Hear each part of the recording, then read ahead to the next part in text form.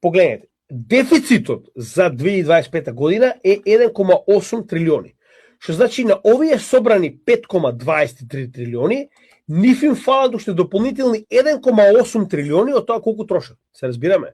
Значи, ова што гледате овдека е дефицитот за 2025 година и според тоа они проценуваат колку се очекува да биде дефицитот за 2026 година.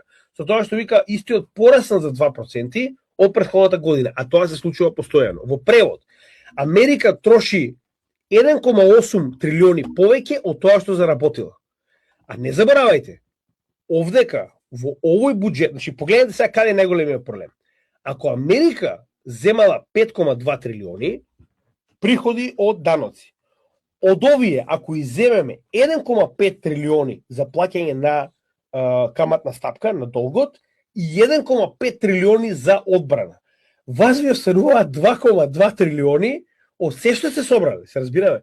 Значи, вие за одбрана и за враќање на долг, не враќање, се извинувам, за каматата на долгот и за одбрана заедно, вие сте дале 60% од буџетот кој што го имате за годишно ниво.